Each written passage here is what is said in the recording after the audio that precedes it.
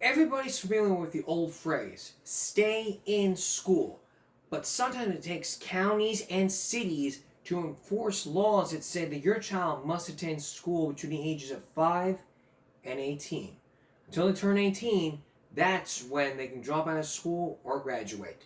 Good evening and welcome to Second Look Saturday. Don't give me a break. I'm Jonathan Carmody. First off, before we start, if you saw yesterday's episode, I want to apologize for that little incident that you saw. I was sleeping on the job, as I should not be doing, and I want to assure you that will not have it happen again. We have been talking about truancy throughout the 8 years on this broadcast. We focus in on bullying. We focus on the reasons for truancy. We focus in on parents who have been arrested, which we'll do in just a minute. We'll take a second look at in just a minute. We've also focused in on what schools are doing to combat truancy. And we've also focused in on the state of Texas in decreasing truancy. We also focus in on the state's decriminalizing truancy and what it can mean.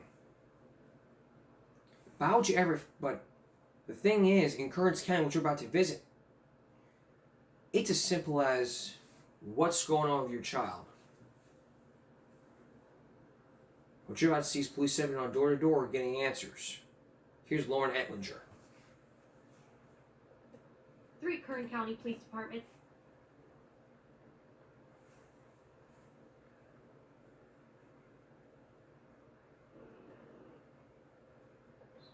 Three Kern County Police Departments teamed up and set out to talk to students who miss school on a consistent basis and find out why.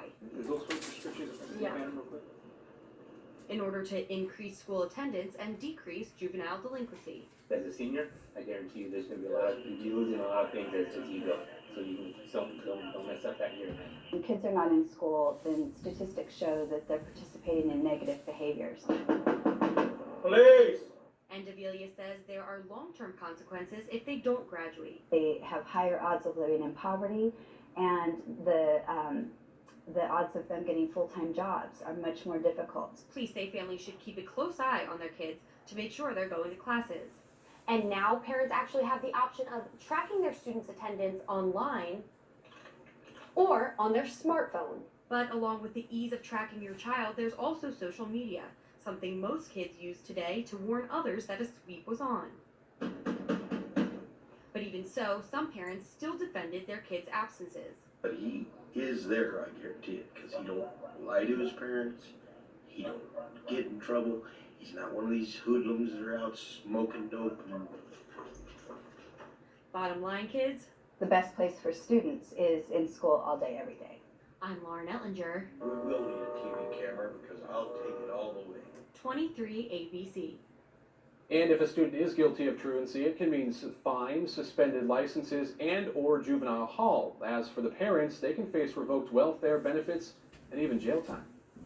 And those are examples of what can happen if your child does not attend school on a consistent basis. There are times to where your child cannot be attending school. Reason STEM is for this. Doctor's reasons, religious reasons, family emergencies, or if you have to go to the doctor. If you went to the doctor, you have to present them with a doctor's note. If you have a family emergency, then they'll understand.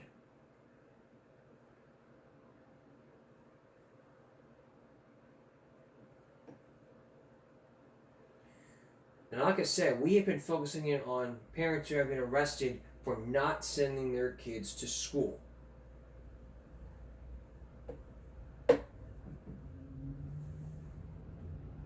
The message that's sending us to the parents is just, hey, if you don't send your child to school, this is what we're going to do. It's just sending a message out to kids saying, hey, if you don't send your child to school, this is what we're going to do.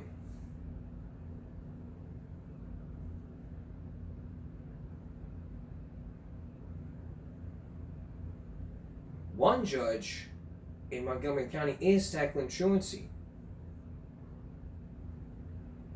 It's a crackdown that's happening because parents don't care about their child's education, when education is very, very important. A crackdown on... There's no excuse. There's no way your kid should be missing school. Melissa is a single mother of 2. Being a single parent is hard. I gotta say, it's hard. And despite her crazy work schedule as a nurse's aide, she manages to get her kids to school unless they're sick. I believe in education. Free education is the best. That's exactly what Judge Nick Kuntz from the Montgomery County Juvenile Court believes, which is why he created the Start Right program. Truancy is a problem in every jurisdiction. Your child is considered truant if they miss 5 consecutive days as unexcused absences or have 12 unexcused absences in the year. Nobody can make them go to school and they're embarrassed and they get to be 13, 14, and 15. So those kids in many instances create our delinquent children and our criminals in the future. You have several chances to make it right, but if you don't, you could end up spending the night in jail. Sometimes we give them notice and they don't show up. And when that happens, we issue a warrant. While you might say an arrest warrant is a little harsh for Judge Kuntz and Melissa, it's the only answer. You need education to get so much in this world. It saves more children. I feel like I'm saving children every day that I have one of those hearings. Reporting in Dayton, Elise Coulter, ABC 22 News. If parents refuse to comply, they can be charged with a misdemeanor contributing to educational neglect or failure to send their child to school. Now, a lot of parents, and we're going to have more about this later in the broadcast, because I got a lot to talk about with some common sense, which means get your child to fucking school, unless you have an excused reason. When we return, these kids were victimized because were being bullied. But you may be shocked to hear what happened next. Steve Everson on Dangerous Hallways. Please stay with us. Welcome back. You know, like I said before, we have been focusing on truancy for 8 years of this broadcast. And now one parent has stepped up to the fucking plate to say, my child's education is important because it's his future. And if I don't get my child to go to school, then this can happen and I can go to jail. It can happen. You know why? Not many people know there are laws, there are rules. Your child's not going to school. But these spoiled teens are like, well, I need some internet. I have homeschooling. My one parent said to Dr. Phil, I tried to get her internet. You don't owe your child internet. You don't owe them internet. Your child's job is to get up in the morning and get dressed and go to school and sit there like everyone else and do their work like everyone else and turn it in like everyone else, or the child is truant and you are negligent. That's a quote from Dr. Phil, from one person, from one teen who violated a lot of laws. Substance abuse laws, gun possession laws, and educational laws. Oh, that she was fun. Oh, I forgot about the shoplifting. That's ridiculous, hearing from somebody that does not care about their child's education. Without education, there's no diploma, and your child can turn to a life of crime in the future. It's exactly what can happen. But Texas decriminalized truancy back in 2015 because of what the Justice Department has said. I want to go back to 2003. So, we're taking a second look into parents who have been arrested for truancy, because there's a lot that needs to be said. Once again, here's Elise Coulter. We've been trying to work with them with regards to their attendance, their children's attendance. The problem is that they don't show up for court. And because of that, Dayton police cruisers took to the streets to find the negligent parents. One of the first stops proved to be difficult. After several minutes, officers finally got the mother out of the house. Can you get that camera in my face? And into the waiting sheriff's van, her 3 kids who were supposed to be in school were home and sent to a neighbor's house. It's their responsibility to get their kids to school. Neighbors standing by don't sympathize. I'm not with my little girl right now, so it kind of upsets me that, they're with their kids and, that they're not taking the opportunity to take them to school and stuff and to raise them right, because I would give anything to be with my daughter. Being arrested for not sending their child to school might seem harsh to some, but to others, it's justice. Take them to jail. I've been to jail. It's not fun. Maybe they'll learn. The parents were either charged with failure to send their child to school or contributing to the educational neglect of a child. Both are misdemeanors. They will be arraigned in court tomorrow morning. For now, reporting at Dayton, Elise Coulter, Fox 45 News. Parents who don't have a history with the courts are charged with failure to send their kids to school and released. Now, if parents have prior charges or don't have their kids enrolled in school, they're charged with contributing to educational neglect. On that charge, a parent could face up to 6 months in jail. Well, this is our question today. What punishment should parents face for not sending their kids to school? Jail. Take them to jail. It's not fun to be sitting in jail. But what the problem is we're breaking up families. Here's another one. From the same judge. If your kids are not in class, you could be the one who winds up in handcuffs. Good evening, I'm Mark Allen. And good evening, I'm Katie Houston. Dayton Police and the Montgomery County Sheriff's Office teamed up with the Dayton Public School District to arrest parents whose kids have not been showing up to class. The parents, not too happy, as you can imagine. Holly Samuels has reaction in our top story at 5:30. Inside the Juvenile Detention Center in downtown Dayton, Dayton police officers, Montgomery County Sheriff's deputies, truancy officers, and children's service workers team up for an unusual mission. You know, you're not going out after hard criminals, but you're going out after parents who, just don't understand how important it is to get these children to school. They study their targets, 19 parents whose kids, kindergarten through 4th grade, haven't shown up for class. The team started in the morning to catch them at home, and they immediately meet their mark. Our job is to get parents and children on board. This is some up in the window. But just a few houses down their list, they find a mother reluctant to come out, and they soon learn why. When the door finally opens, officers find 2 young children who should be in school. Man, how come your kids weren't in school today? This woman and all the others will be held in jail overnight, and they'll appear before a judge in the morning. In order to be able to succeed, they need an education, and so it hurts you as a human being to know that they're not getting that education and that right to succeed in life. In Dayton, Holly Samuels, 2 News. Come on, go around.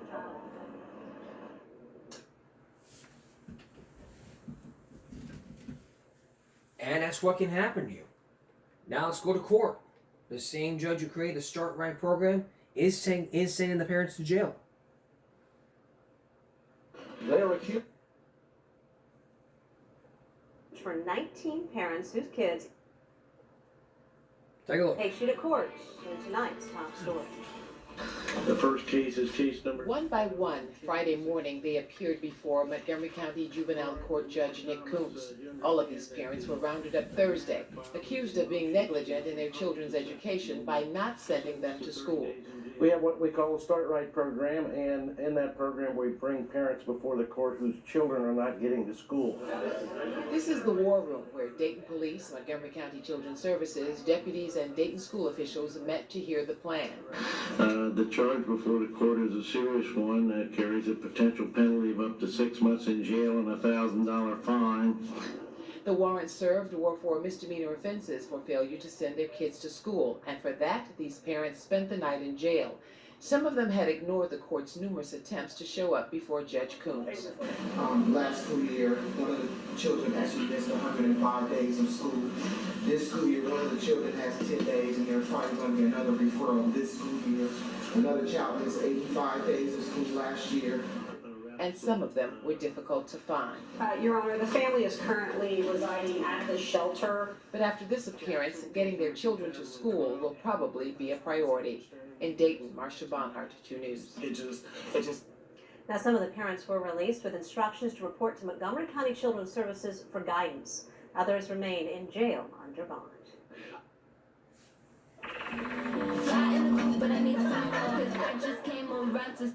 Jail under bond. It's what can happen. I've been doing a lot of research on truancy. Like I said, we talked about this for 8 years in this broadcast. And believe me, when children don't go to school, attendance decreases, and then juvenile delinquency goes up.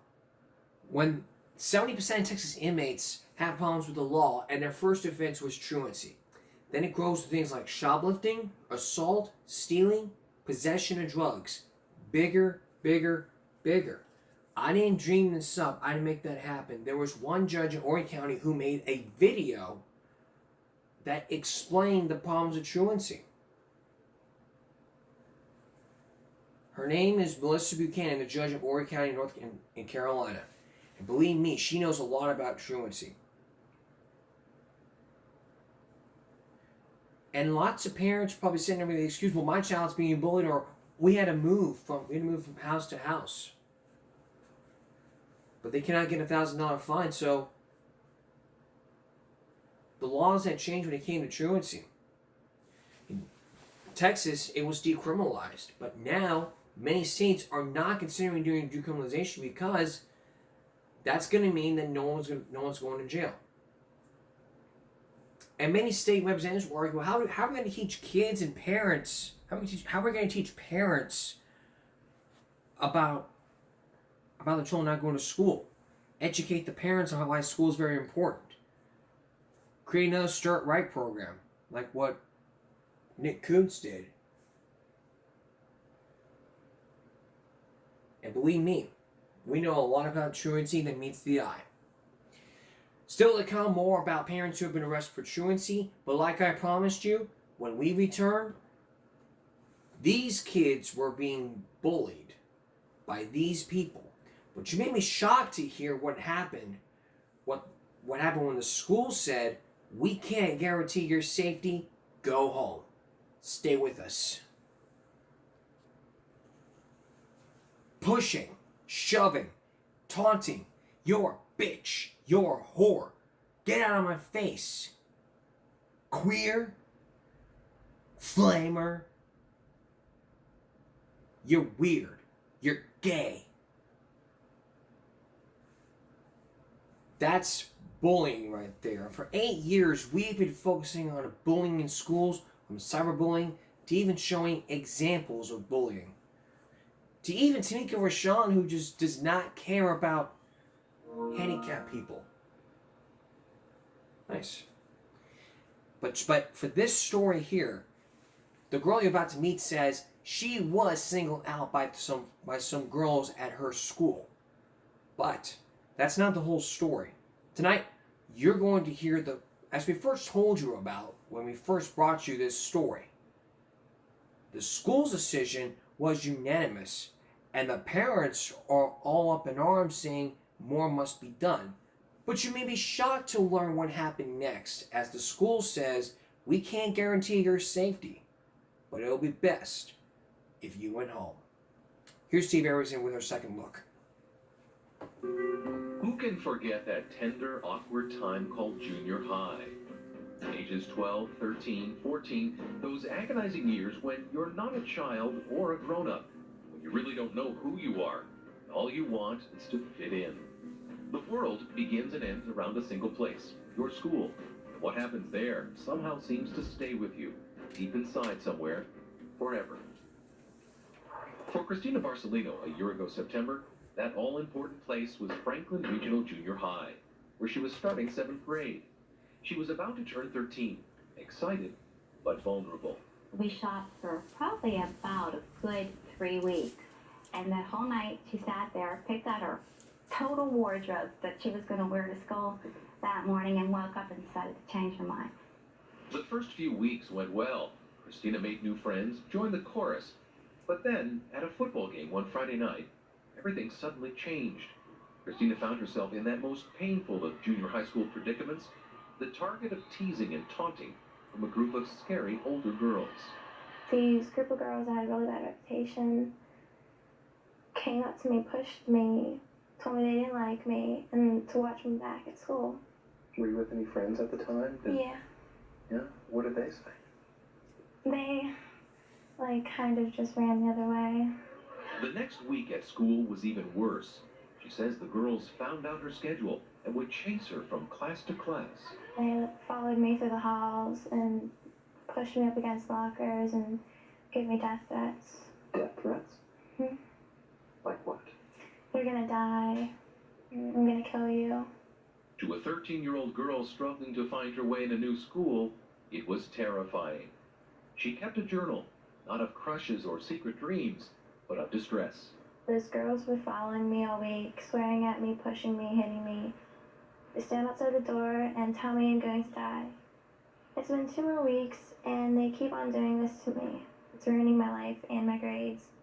I don't know what to do. I think they're seriously going to hurt me. We had no idea she was going through this. Not at all. Christina's mother, Liz. And during this whole time, she stopped eating, she stopped sleeping, she was really cranky, really miserable. We thought, okay, typical teenager, here we go, you know, the teen years.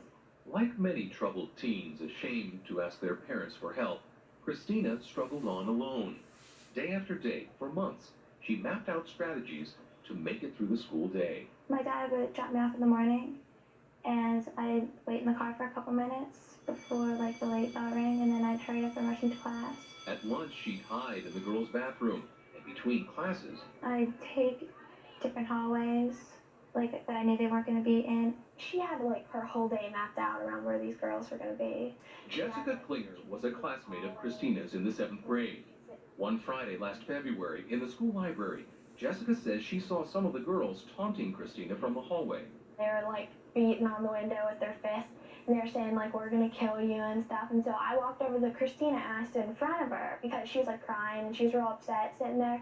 And she told me how these girls, they'd been like following her for a few months now, and they'd been like beating her up. Finally, Christina had an ally and a protector, but standing up for Christina just made Jessica a target too. These girls, they started hitting me in the back, and they were just like punching me, and then they were like hitting up against me with their shoulders, saying we're gonna kill you and stuff, and we're gonna get you because we were talking to her and you got in front of her, and now we're after you. Jessica, a basketball player and an A student, told her mother she was scared to go back to school. Her mother turned for help to the school's assistant principal in charge of discipline, Sam King.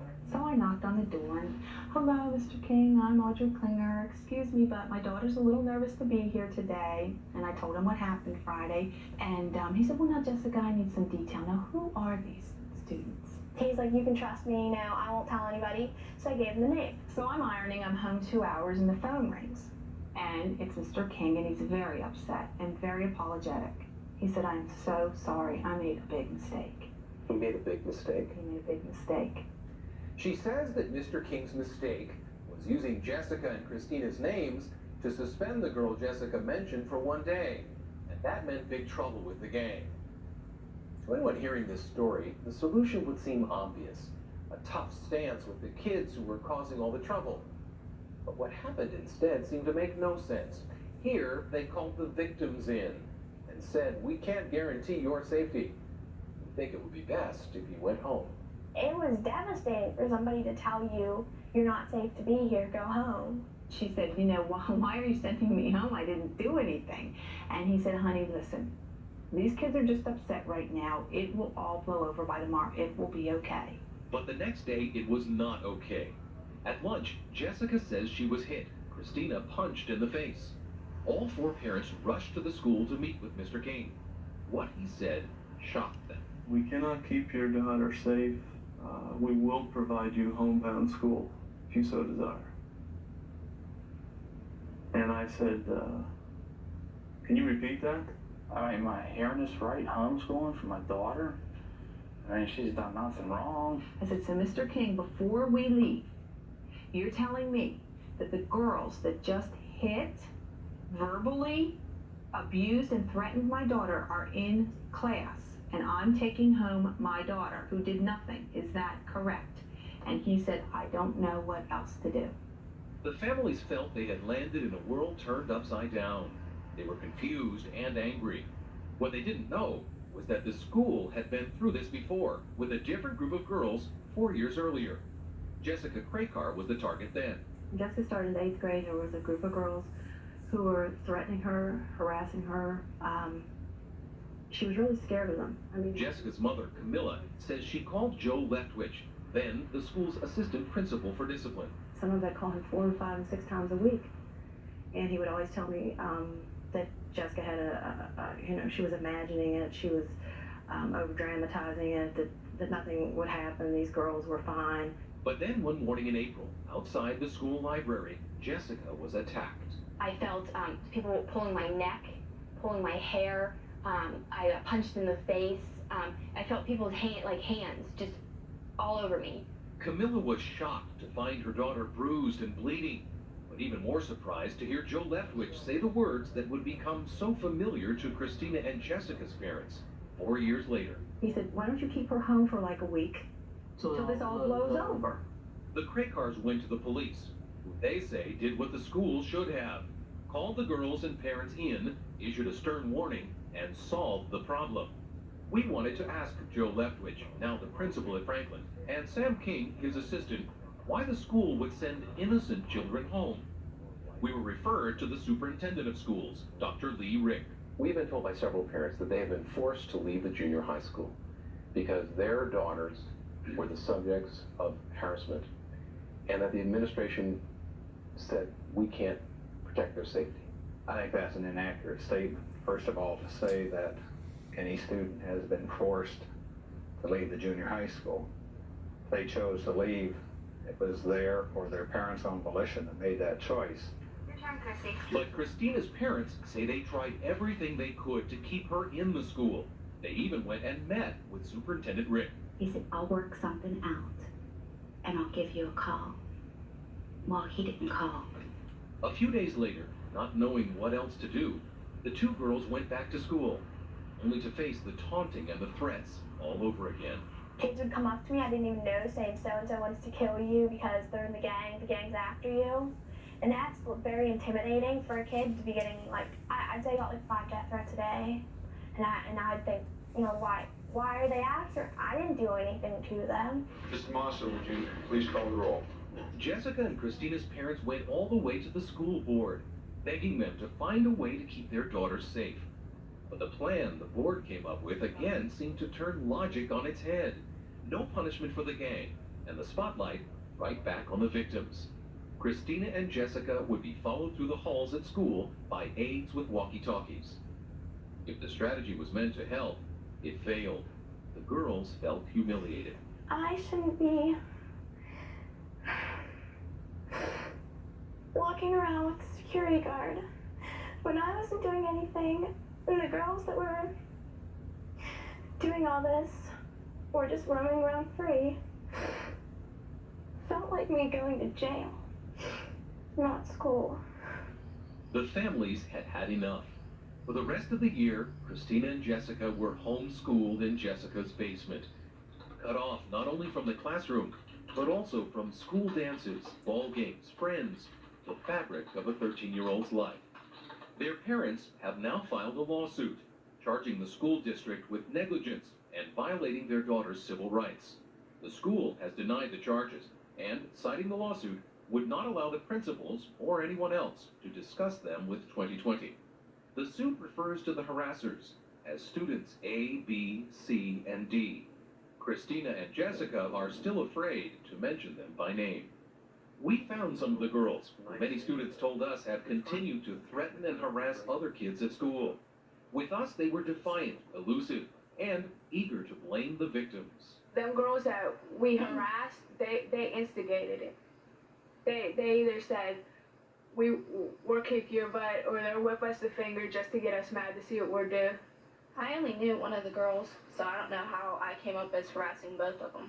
Why do you think those girls did leave school? So that the school looks bad. It makes us look like we really did do something, but we didn't. Today, a new school year is well underway at Franklin Junior High. Classes are in full swing. It's homecoming season. But Jessica and Christina are not a part of all that. They're spending 8th grade at home. They don't sleep well at night, and psychologists have told their parents they're too traumatized right now to be in any school. I went to work this morning, I see all the kids down at the bus stop. I'm thinking, what a thing she's missing on. All the kids down there talking. Here's my daughter sitting back up and up. I want to go to school and be with my friends, but I just don't know if I'm ready to go back to school. I'm kind of afraid that this is going to happen again. the way I feel now is I don't ever want to go back to school. I'm content just to sit at home for the rest of my school days. It's not a good thing to say, but I'm not safe to go to school. But Jessica had a change of heart a few weeks ago, and so did Christina. You know, they're back to school now, a private school, though, which their parents have to pay for. That's a change of heart. After this story aired, we first aired the story, and I had a bunch to say. So, what do I have to say now after showing this? I'm going to give you my thoughts when we come back. And then, more about parents who have been arrested for not sending their kids to school. We'll be right back. So after seeing Dangerous Hallways for like the second time, for like the third time, you may think I'm furious. And I am. Why? Because the spotlight was back on the victims. And I keep bringing up this story that we've always been talking about. The spotlight always goes back on the victims. A lot of people are sitting there saying, for real, every FR student in 10th grade, this still goes on for me every day. I dread starting this school year. Seems to me this situation was never addressed. So here we go. 14 years later, it's still in the public eye again. Wonder how all involved look back at this. The administration of the school was pathetic and should have been fired. In the real world, you can't go home for a week. You're having a problem with a coworker, and death threats usually aren't tolerated. The public school system really doesn't seem to be preparing students for the real world. It's sad. Why is the bullying problem getting worse? Because men like these on the Franklin Regional School Board. Shame on them. Interesting how this aired in 1997. Okay.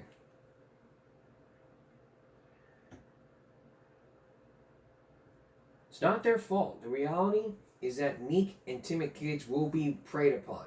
As much as I would want to step in and defend my own kid, they need to learn how to defend for themselves. It's a problem that will persist throughout their adult life because bullies are not just on the schoolyard. In fact, instincts to go on and get jobs on the school board.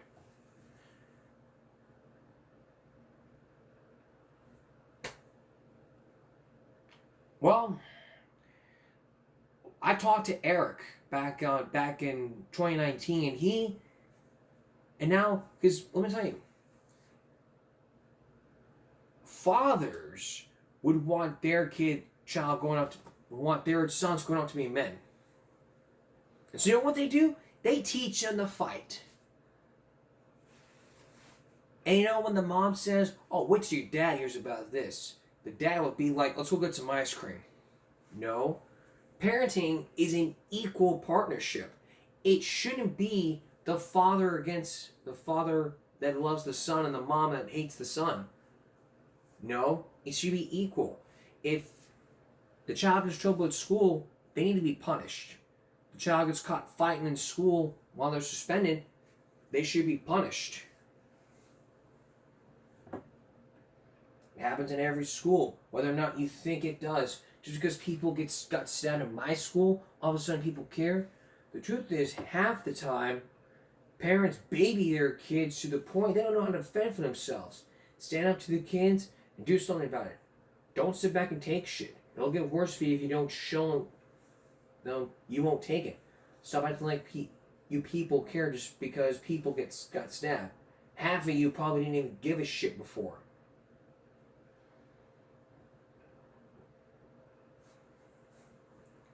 Most of the time the school blames the bullies, but the spotlight gets brought back on the victims because nobody can do anything about it. But that was back then because back then there were no laws against bullying to prevent bullying from happening. Now there are laws that says, you cannot be bullying people, you gotta send them into counseling, this and that. I believe, look, I'm gonna have to play you back what I've been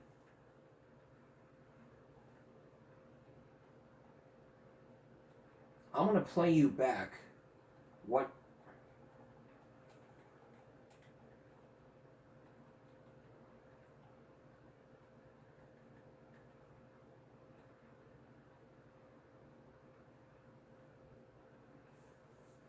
let me play you back.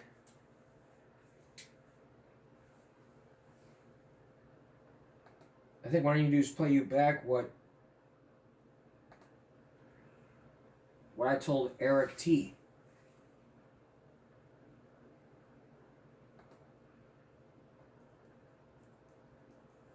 But first thing you do is just say, let's play you this.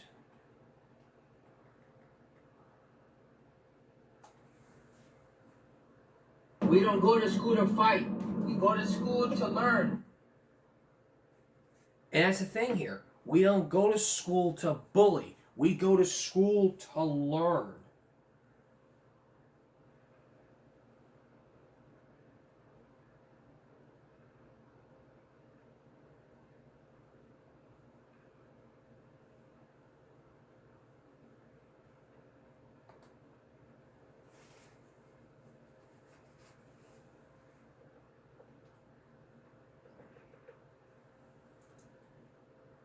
So here's what I told, here's what happened.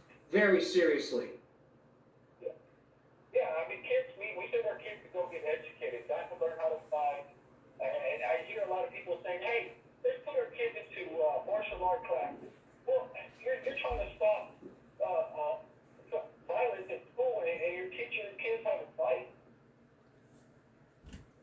You're exactly right. That's what these kids are doing. That's what these parents are doing, you know. I'm going to want my child in the YMCA. They teach them how to defend themselves. I'm sure that'll help solve the problem. No. Child gets suspended, and yet you'll punish the child because they were starting to fight. Well, that's on you.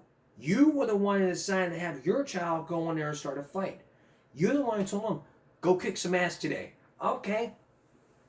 What'd you get suspended for? Fighting?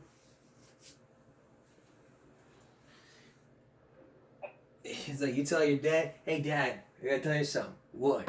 I got suspended. You got suspended? What for? Fighting. Right, that's my boy. Did you win? I knocked him out.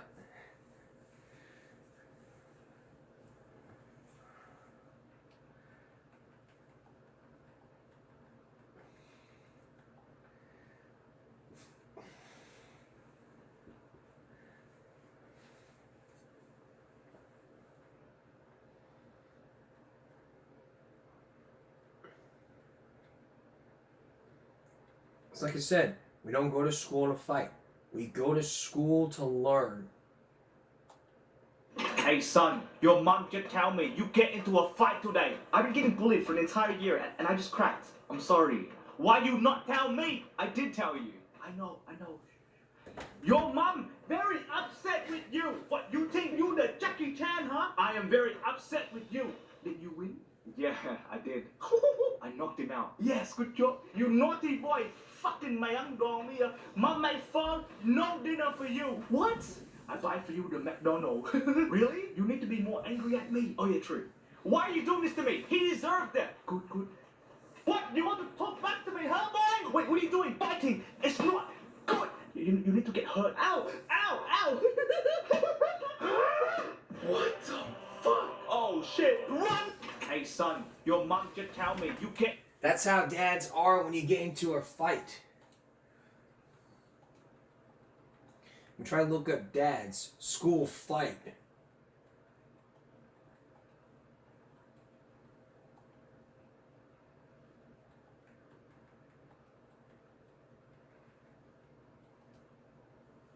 I mean, that's how dads are. Yeah, don't worry, I'm gonna talk to him. So your mom told me you got in trouble today for fighting in school. Yeah. All that money we spent, you know you should not be fighting. Did you win? Yeah. My boy, that's what I'm talking about. You did what I showed you, right? So tell me what happened. He put his hands on me. Hey, if he put his hands on you, you should have knocked him out. Don't let nobody touch you, okay? Okay. So I need you to sit here to think about what you did. You're gonna be on punishment for a whole week. You know good damn well you shouldn't be doing that. You good, bruh. I got you. Yeah, he's in his room crying. He'll be alright. Yeah, don't worry, I'm gonna talk to him. So your mom told me. That's how it is. I mean, that's what can happen, you know. You tell your mom and dad, hey, I've been bullied. He put his hands on me, and it's like, no one puts my hands on my child. Go out there and go kick some ass.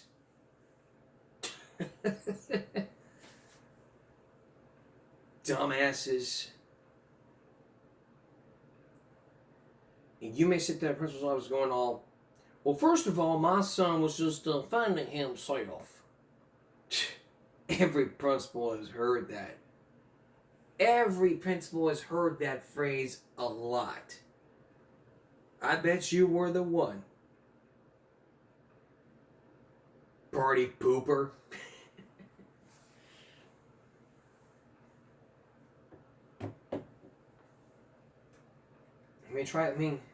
Try looking up, oh,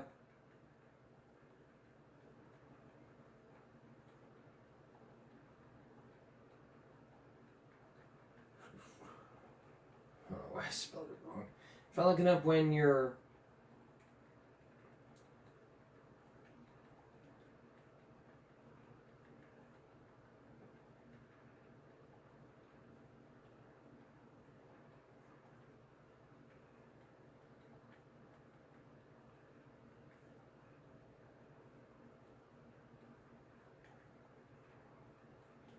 Your dad finds out you got into a fight at school.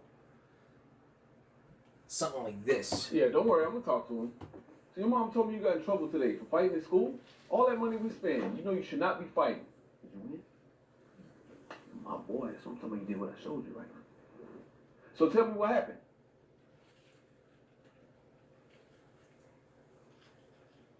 Hey, if he put his hands on you, you should have knocked him out. Don't let nobody touch you. So I need you to sit here, you know, think about what you did. You're going to be on punishment for a week. You know, good and damn well you shouldn't be doing that. I got you. All right. Yeah, I'll talk to him. He's all right. He's sitting there crying. So you going to fight at school today? Yes. What happened? Tyler was bullying me? Did you win? Oh yeah, Dad, I messed him up. Hey, that's my boy. That's what I'm talking about. I'm proud of you. Well, all right, we good then. Hold on, Dad. What was the belt for? Just in case if you lost, you just want to fight me. Ooh. It's like how moms react versus how dads get me got into a fight. My God, what do you want? Why did the principal call me and tell me you got into a fight at school? Well, hold on, before you get angry, I just want to let you know that he hit me first, so I had a right to... I don't want to hear excuses. You shouldn't be getting into fights at all. I didn't ask him to hit me. He just messed around and found out. Well, you want to know what I found out? What? That you're not getting your phone for 3 months, no PlayStation, and you're grounded. What, Mom? Nope, I don't want to hear it. I didn't raise a caveman.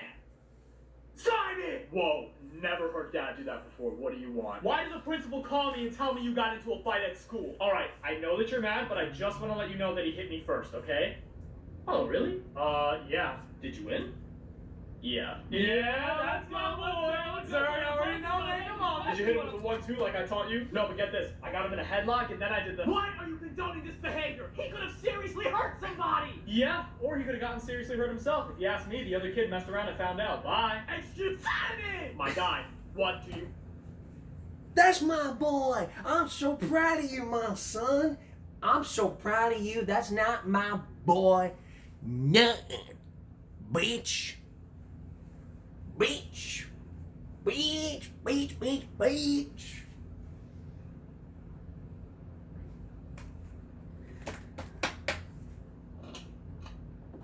Hey, for fighting in school, all that money we spend, you know you should not be fighting.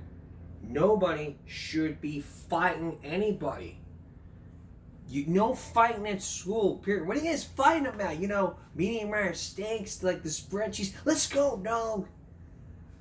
We're going to take a break and come back with some parents who have been arrested for truancy. And even then, they're fighting in prison. We'll be right back. You know, like I've been saying, we've been talking about bullying for 8 years in this broadcast. What you're about to see would even leave you speechless. This father says that this little girl got bullied in school. But what happened next? the dad started chasing the bullies. This girl was bullied by some kids at her school, and you need to see what's about to happen next. The first thing she did when she got home was to tell her dad, and they immediately went for a drive to find the kids who did it before they left from the school. Just take a look at what her dad did next. Tell me which one it is, got it, all right? Okay. That one. Right here. This girl was bullied by some kids at her school, and you need to see what's about to happen next. The first thing she did when she got home was to tell her dad, and they immediately went for a drive to find the kids who did it before they left from the school. Just take a look at what her dad did next. Tell me which one it is, got it, all right? Okay. That one. Right here. I think it's like, oh shit, it's the dad. You get your ass back here.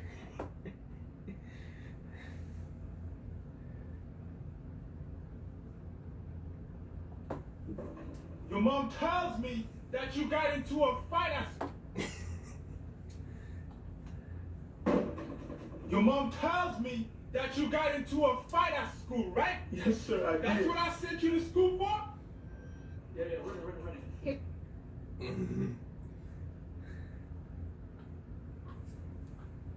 So I'll tell you this, you're not going to be fighting at school. I don't care what your daddy says. Parenting is an equal partnership, like I said. It shouldn't be, dad's got your back, nothing. Your mom found out you got in a fight, you were punished. You shouldn't be following through. I mean, here's the advice for moms out there. Don't tell your dad, don't tell your husband that your son got into a fight. You found out about it. It's like, why are you condoning this? Nobody should be fighting, period. And no parent should be neglecting their child's education. No parent. No parent at all should be neglecting their child's education. No parent. You're a parent, you should be neglecting your child's education.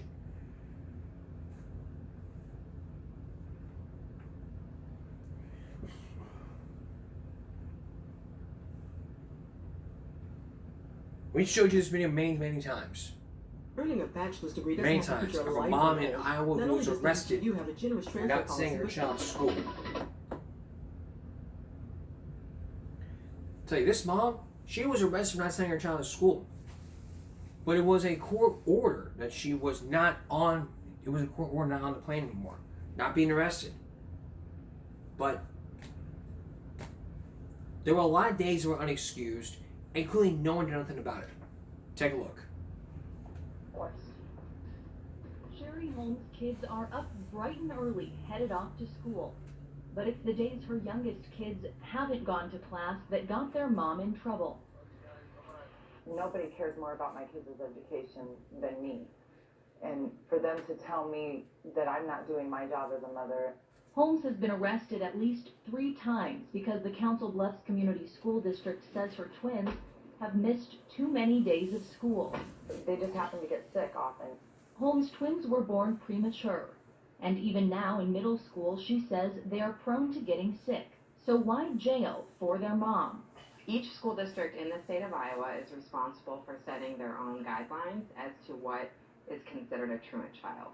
In April 2011, the Council Bluffs Community School District referred Holmes to the Potawatomi County Attorney over her children's absences. She signed what's called a mediation agreement. Basically, I had to sign the contract or my other option was 30 days in jail. So I just signed the contract. And under the terms of that contract, the county issued an arrest warrant for Holmes after her 2 youngest missed a combined 31 days during the next school year. Last spring, another arrest. This after the 2 children missed a combined 7 days. They're taking my parenting ability away by telling me what I have to and have to not do. Holmes thought the challenges were over. Last August, a judge threw out the charges that led to her most recent arrest. The ruling called the mediation agreement unenforceable, but the county attorney's office says the agreement is still in place. They're never really willing just to close that door completely. Assistant County Attorney Don Landon says the judge's ruling applies only to Holmes' arrest last spring, and not the agreement she signed back in 2011. The Council Bluffs Community School District declined an interview but says it believes the agreement remains valid. No one we spoke with outside the district seems to have an idea of how these agreements should be enforced. The Iowa Department of Education doesn't monitor them and has no record of how many exist. All that leaves parents like Sherry Holmes wondering whether she'll have to worry about jail the next time her kids are sick. I'm just fed up with the whole thing because it's just not a, I'm not on the contract anymore. I have a court order that says I'm not on the contract. Reporting in Council Bluffs, Alexandra Stone, KETV Newswatch 7. Holmes' lawyer says their next step would have to be suing the school district. The Potawatomi County Attorney's Office says it received 134 referrals from the school district in 2014. Now that brings us to somebody who wanted to combat truancy, but it didn't happen. Do you remember Jennifer Dillingham, who was a county attorney? This person right here we're talking about, her name is Jennifer Dillingham. Now you recall, we showed you what she done to combat truancy during the dreaded COVID-19 pandemic. We showed it to you on our Game Break special, on our 5-year COVID special. Now for the second look purposes, we're going to show it to you again because this attorney who is now a district judge. And like I said, if you want to combat truancy, you need to be in some states where there are very strict laws about sending your child to school. This state is one of those states that decriminalizes truancy. But now there are changes to truancy. Here's David Collier with our second look. This message today is for the parents of the school-aged children. In August 2020, with the nation still firmly in the grips of the deadly COVID-19 pandemic, Karnes County Attorney Jennifer Dillingham went on Facebook and issued a stern warning to students and their parents. So it is my promise to you, Karnes County, that your child and I will be seeing each other if you are not enrolled in school and actively engaging. I will prosecute these cases and I will make sure that we get on the right track. Dillingham, who is now judge-elect for the 5-county 81st Judicial District, appeared to try and make good on her promise to tackle truancy. When weeks later, along with her assistant and the junior high principal, she showed up at students' homes and in at least 2 cases, according to state investigative files, actually went inside without a warrant while no parents were present. Sisters Leticia Hernandez and Maria Villanueva have homes on the same piece of land, and each reported Dillingham for possible official oppression. You know, my mother called me panicking because she was like, somebody's entering your home. There's these 3 individuals. He wakes up to somebody, hey, wake up, screaming at him to wake up. He sees a lady in front of him. So why would a county attorney ever go into somebody's home looking for a child? A criminal justice expert we interviewed at St. Edward's University called Dillingham's behavior problematic. I'm sort of flabbergasted at her response to students missing school. Now, I would not even call it truancy. Everybody has moved away from a criminal justice response to truancy. Dr. Karsten Andreessen points out that Dillingham's crusade to combat truancy came as most prosecutors have moved the other direction. In 2015, the Texas legislature took massive steps to decriminalize truancy, the act of repeatedly missing school without a justified reason. The law aided a continued decrease in how many of these types of cases are filed against minors statewide. Perhaps Dillingham didn't get the message. An investigation by the state attorney general's office attempted to determine whether Dillingham and her associates entered the homes illegally. It was later declined for prosecution. Reached by phone, Dillingham, who serves as the head of the Karnes City Independent School District Education Fund, called her relationship with the district complicated after agreeing to meet with KSAT Investigates for the story. Dillingham subsequently canceled and was out of town at a conference when we came to her office. We asked you a few questions. We caught up with her weeks later as she left work. Very nice to see you. Nice to see you. How are you? I'm doing well. After exchanging pleasantries, Dillingham said the home visits were authorized, but wouldn't elaborate. Mr. Collier, I'm just a public servant working hard as the county attorney, so I appreciate your time very You're much. a county attorney who has overstepped your boundaries. You're not a law enforcement officer. So why are you going to parents' homes? I didn't present to be. Have a wonderful day. And there's more. The Karnes City Junior High principal who accompanied Dillingham on some of those visits confirms the county attorney copy-edited this written exit letter last summer after the principal resigned. In it, the departing school administrator repeatedly called out Superintendent Hector Madrigal by name, questioning his professional demeanor and ethics, and that he uses bully tactics. We could find no record that Madrigal has been implicated in any ethics violations or other professional misconduct. Additionally, emails sent from Dillingham's official county account show her questioning the superintendent about whether he properly investigated incidents at the high school, and as recently as December, instructed him what to do next if the allegations were true. For Andreessen, the power play shows that Dillingham is way out of her lane. Based on what you've read, does Dillingham have the right mentality to be a state district judge? I don't think that she has the judgment to be a district judge. Somebody that has, taken a little bit of power from the county attorney and tried to sort of play kingmaker in the independent school district, has sort of tried to prosecute children and their parents for difficulties during COVID-19 with school attendance and logging on to schools, is not somebody that has the temperament to be a district judge, in my humble opinion. For KSAT Investigates, I'm Dylan Collier. Mr. Madrigal declined a request to be interviewed for this story.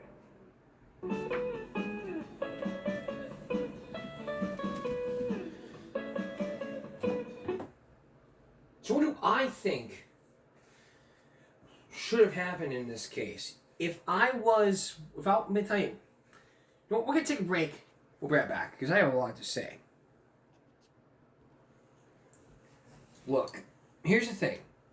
If Dillingham moved to Corpus to serve as the county attorney for this city, and I found out about it, I wanted to speak to her about what happened back when she came from, if she approached me in Flower Bluff. What I would ask her is, what really happened in Karnes City? Why were you going into people's homes and screaming for their name during the COVID-19 pandemic? I would show her the paperwork saying, well, this is where it would be, well, we have evidence here that, well, we do have evidence from your, we have some evidence here that suggests, like, you went in people's homes, you yelled at their faces. We also have your, not just that, we also have your thing from the state which says was declined for prosecution from the state. I show her this and just like, you weren't aware of that? Moving on, what about this lady your copy edits calling out the superintendent and that the superintendent uses bully tactics? Coming back to me. I mean, I would ask her all these questions, and yet she would confirm to me like, "Oh, the real truth would be like, well, I didn't know that the laws would change. You didn't know. I mean, why were you thinking about going back to 2003 when the state decriminalized truancy?"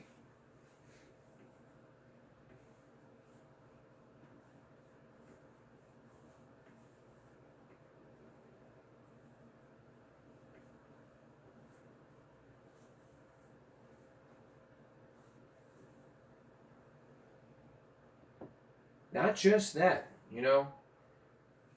we have to deal with people who just don't care about their education. And look, if you want to come at truancy, like I said, go to a different state that has stricter truancy laws, like in Iowa, California, Florida, Arizona. They don't decriminalize truancy, and they take truancy to the bone. And they're serious about sending their child to school. And if they don't, and the child's not going to school, then the parents will be arrested. That's just all I'll say. We're going to take a break. We'll be right back. Here's what we got for you on next week's broadcast. First, Monday. Here's what we got for you on Tuesday's broadcast. A story about Severant leadership. That's on Tuesday. Then on Wednesday, all about hijackers. Those hijackers who take your iPods. Then also on Friday, a story about a murder that happened on Lover's Lane. Then on our next second look Saturday, the story about shyness and about a pill that could even prevent shyness. How can you prevent shyness? And could a pill really help you overcome shyness? Plus on the second look Saturday, next Saturday, who would decide whether who lives or who dies? One person. And what about the question of whose life is it? You'll meet somebody who wants to pull the plug, but some people say they don't want that happening. That's all this week. That's all for this edition of Give Me a Break Saturday going into Sunday. We'll see you again for Give Me a Break Tuesday. For all of us, your YouTuber, Give Me a Break. Stop bullying, speak up. Concentration, not strength. No jaywalking. Take care of yourself and each other. And I do apologize for sleeping on the job back on Friday. It will never happen again. Good night.